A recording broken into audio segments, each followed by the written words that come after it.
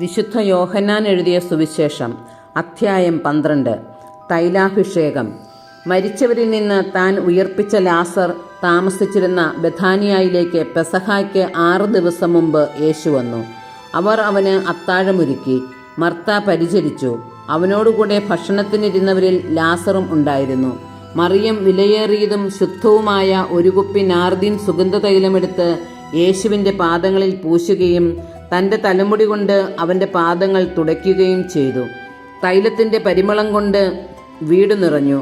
അവൻ്റെ ശിഷ്യന്മാരിൽ ഒരുവനും അവനെ ഒറ്റിക്കൊടുക്കാനിരിക്കുന്നവനുമായ യൂദാസ് കറിയോത്ത പറഞ്ഞു, എന്തുകൊണ്ട് ഈ തൈലം 300 ദനാറയ്ക്ക് വിറ്റ് ദരിദ്രർക്ക് കൊടുത്തില്ല?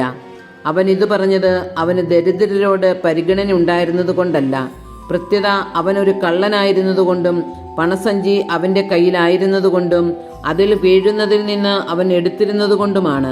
യേശു പറഞ്ഞു, അവളെ തടയേണ്ട, എൻ്റെ ശവസംസ്കാര ദിനത്തിനായി ഇത് ചെയ്തുവെന്ന് അവൾ കരുതിക്കൊള്ളട്ടെ. ദരിദ്രർ എപ്പോഴും നിങ്ങളോട് കൂടെയുണ്ട്, ഞാൻ എപ്പോഴും നിങ്ങളോടൊത്തുണ്ടായിരിക്കുകയില്ല. അവൻ അവിടെ ഉണ്ടെന്നറിഞ്ഞ് വലിയ ഒരു ഗണം യഹൂദർ അവിടെ വന്നു. അവർ വന്നത് യേശുവിനെ ഉദ്ദേശിച്ചു മാത്രമല്ല, അവൻ മരിച്ചവരിൽ നിന്ന് ഉയർപ്പിച്ച ലാസറിനെ കാണാൻ കൂടിയാണ്. ലാസറിനെ കൂടി കൊല്ലാൻ പുരോഹിത പ്രമുഖന്മാർ ആലോചിച്ചു. എന്തെന്നാൽ അവൻ നിമിത്തം യഹൂദരിൽ വളരെ പേർ അവരെ വിട്ട് യേശുവിൽ വിശ്വസിച്ചിരുന്നു. രാജകീയ പ്രവേശനം. അടുത്ത ദിവസം തിരുനാളിന് വന്നുകൂടിയ ഒരു വലിയ ജനക്കൂട്ടം യേശു ജെറുസലേമിലേക്ക് വരുന്നെന്ന് കേട്ട് ഈന്തപ്പനയുടെ കൈകൾ എടുത്തുകൊണ്ട് അവനെ എതിരേൽക്കാൻ പുറപ്പെട്ടു. അവർ വിളിച്ചു പറഞ്ഞു, ഹോസാന, കർത്താവിൻ്റെ നാമത്തിൽ വരുന്നവനും ഇസ്രായേലിൻ്റെ രാജാവുമായവൻ വാഴ്ത്തപ്പെട്ടവൻ. യേശു ഒരു കഴുതക്കുട്ടിയെ കണ്ട് അതിൻ്റെ പുറത്ത് കയറിയിരുന്നു.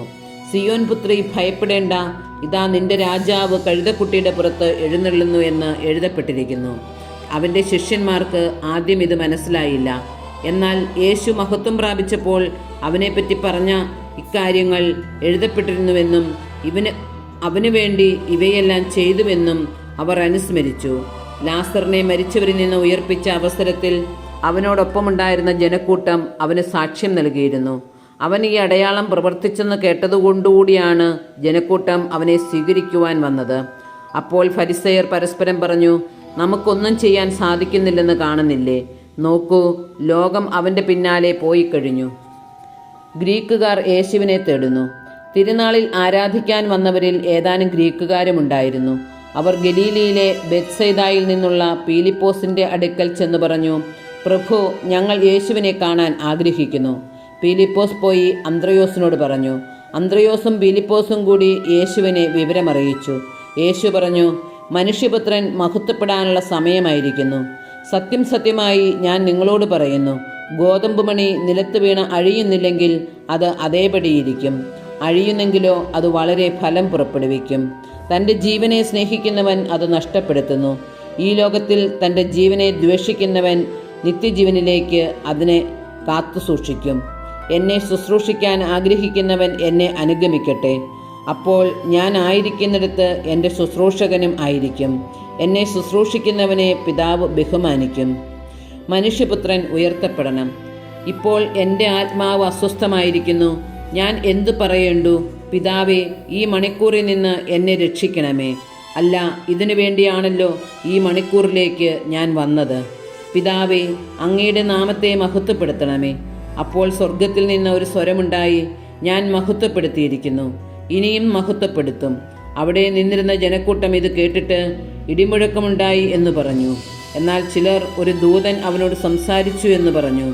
യേശു പറഞ്ഞു, ഈ സ്വരമുണ്ടായത് എനിക്ക് വേണ്ടിയല്ല, നിങ്ങൾക്ക് വേണ്ടിയാണ്.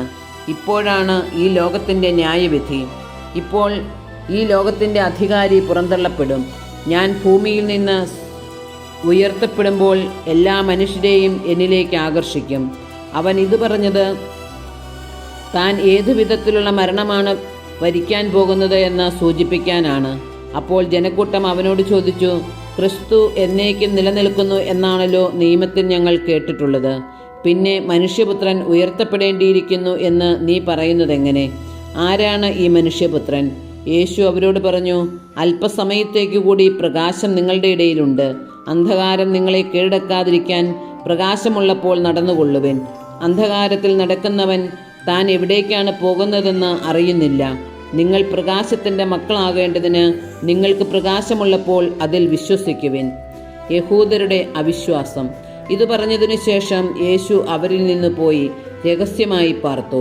അവൻ വളരെ അടയാളങ്ങൾ അവരുടെ മുമ്പാകെ പ്രവർത്തിച്ചെങ്കിലും അവർ അവനിൽ വിശ്വസിച്ചില്ല. യേശയ്യാ പ്രവാചകൻ പറഞ്ഞ വചനം പൂർത്തിയാകേണ്ടതിനാണ് ഇത്. കർത്താവേ, ഞങ്ങളുടെ സന്ദേശം ആര് വിശ്വസിച്ചു? കർത്താവിൻ്റെ ഭുജം ആർക്കാണ് വെളിപ്പെട്ടത്? അതുകൊണ്ട് അവർക്ക് വിശ്വസിക്കാൻ കഴിഞ്ഞില്ല. യേശയ്യാ വീണ്ടും പറഞ്ഞിരിക്കുന്നു, അവർ തങ്ങളുടെ കണ്ണുകൾ കൊണ്ട് കാണുകയും ഹൃദയം കൊണ്ട് ഗ്രഹിക്കുകയും അങ്ങനെ അവർ എന്നിലേക്ക് തിരിഞ്ഞ് ഞാൻ അവരെ സുഖപ്പെടുത്തുകയും ചെയ്യാതിരിക്കേണ്ടതിന് അവിടുന്ന് അവരുടെ കണ്ണുകളെ അന്ധമാക്കുകയും ഹൃദയത്തെ കഠിനമാക്കുകയും ചെയ്തു. അവൻ്റെ മഹത്വം കാണുകയും അവനെപ്പറ്റി സംസാരിക്കുകയും ചെയ്തതുകൊണ്ടാണ് യേശയ്യാ ഇങ്ങനെ പ്രസ്താവിച്ചത്. എന്നിട്ടും അധികാരികളിൽ പോലും അനേകർ അവനിൽ വിശ്വസിച്ചു. എന്നാൽ സിനഗോഗിൽ നിന്ന് ബഹിഷ്കൃതരാകാതിരിക്കാൻ വേണ്ടി ഫരിസേയരെ ഭയന്ന് അവരാരും അത് ഏറ്റുപറഞ്ഞില്ല. ദൈവത്തിൽ നിന്നുള്ള മഹത്വത്തേക്കാൾ അധികം മനുഷ്യരുടെ പ്രശംസ അവർ അഭിലഷിച്ചു. യേശു ഉച്ചത്തിൽ വിളിച്ചു പറഞ്ഞു, എന്നിൽ വിശ്വസിക്കുന്നവൻ എന്നിലല്ല, എന്നെ അയച്ചവനിലാണ് വിശ്വസിക്കുന്നത്. എന്നെ കാണുന്നവൻ എന്നെ അയച്ചവനെ കാണുന്നു. എന്നിൽ വിശ്വസിക്കുന്നവരാരും അന്ധകാരത്തിൽ വസിക്കാതിരിക്കേണ്ടതിന് ഞാൻ വെളിച്ചമായി ലോകത്തിലേക്ക് വന്നിരിക്കുന്നു. എൻ്റെ വാക്കുകൾ കേൾക്കുന്നവൻ അവ പാലിക്കുന്നില്ലെങ്കിലും ഞാൻ അവനെ വിധിക്കുന്നില്ല. കാരണം ഞാൻ വന്നിരിക്കുന്നത് ലോകത്തെ വിധിക്കാനല്ല, രക്ഷിക്കാനാണ്. എന്നാൽ എന്നെ നിരസിക്കുകയും എൻ്റെ വാക്കുകൾ തിരസ്കരിക്കുകയും ചെയ്യുന്നവന് ഒരു വിധികർത്താവുണ്ട്. ഞാൻ പറഞ്ഞ വചനം തന്നെ അന്ത്യദിനത്തിൽ അവനെ വിധിക്കും. എന്തെന്നാൽ ഞാൻ സ്വമേധയാ അല്ല സംസാരിച്ചത്. ഞാൻ എന്തു പറയണം, എന്ത് പഠിപ്പിക്കണം എന്ന് എന്നെ അയച്ച പിതാവ് തന്നെ എനിക്ക് കൽപ്പന നൽകിയിരിക്കുന്നു. അവിടുത്തെ കൽപ്പന നിത്യജീവനാണെന്ന് ഞാൻ അറിയുന്നു. അതിനാൽ ഞാൻ പറയുന്നതെല്ലാം പിതാവ് എന്നോട് കൽപ്പിച്ചതുപോലെ തന്നെയാണ്.